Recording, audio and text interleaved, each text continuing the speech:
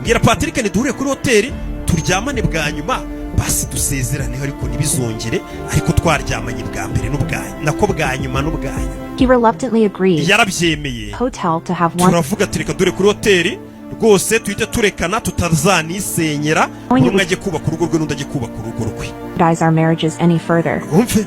Just about 5 hours. Hashize amasaha 5. Hotel. Turi muri hoteli ngiye na Patrick bamaze amasaha 5 bari mu byo bakora by'amafuti by'ibyaha nyine. Muri ya kamera y'Imana ibareba no muri ayo hoteli. An ominous. Hashize amasaha 5 tuvuye muri hoteli mu mbabare ntago amaze amasaha 5. Hashize amasaha 5 ntandukanye na Patrick ubwo umugabo yageze mu rugo n'umugore yageze mu rugo. Umve. Nagiye kubona mbona Patrick anyandikiye message. Ubwo birirwanye muri hoteli ngeze mu rugo mbona Patrick anyandikiye message. Message ivuga ngo madamu yabimenye. Ibyo gusa iyo message nakiri. Patrick yanyandikiye message ivuga ngo madamu yabimenye. Panic. Bitamwandikira napanitse ngo nde umugore wawe. Your wife. Mbonye atinze gusubiza message nibwo nahise muhamagara nataye umutwe. Ndabwira Patrick imeze bite? Patrick yanyitabye numva arambwira ati wumva uri kurira n'umugore wanjye namubabarije umutima afite ikimenyetso cy'uko tumuca inyuma njye nawe. Ndetse arambwira ati umugore wanjye yatubonye twinjira muri hoteli cyagiye dusangira yaratubonye ibyo twari turimo ndetse yababaye cyane ibimenyetso arifite by'uko tumuca inyuma.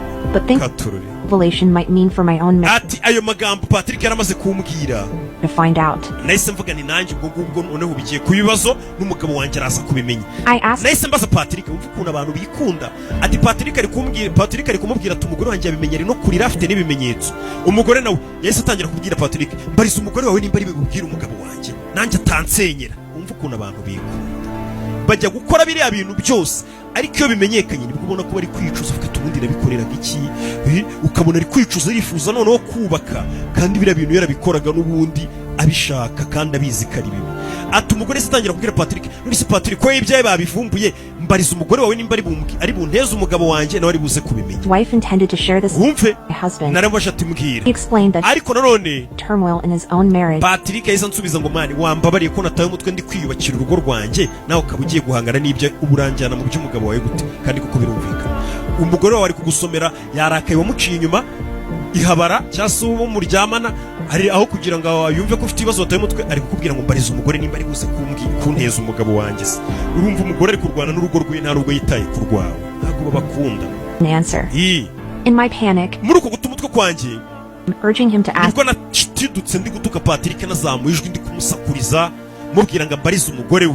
Ako kanya Patrick yahise nkupa tu kubera namurakaje ibiganiro byari byazamutse cyane Patrick arankupa ariko nanone twese twakomeje guta umutwe ndagenda mu mutwe birandenga birancanga. Nongeye guhamagara Patrick yanze kunyitaba. Muri uko gutwa umutwe kwanjye nahise nandikira Patrick musaba imbabazi ko namuzamuyeho ijwi ndangije ndataha. Ngeze mu rugo nasanze umugabo wanjye ntegereje ari kurira ndetse yari afite bya bimenyetso byose Patrick yambwiye n'umugore wa Patrick afite. Ati narababaye nibwo bwa mbere mu buzima bwanjye nanjye umutima wandiye nkumva mbabajwe n'ibikorwa byanjye bibi nakoze cyane ko umugabo nari naraciye inyuma ari umugabo nafataga nka soulmate wanjye umuntu twakundanye dufite imyaka 10 twigana dutangira gukundana mpaka turabana mu rugo turabyara. Wa muntu nyine muba mwabyararenze n'umugore n'umugabo ari soulmate wawe wumva birenze bikabije cyane. Ati natangiye kwicuza ndavuga ni gute ubundi naciye inyuma umuntu nk'uyu nguyu twabanye ubuzima bwose nta wundi muntu yari yarigeze ahura nawe.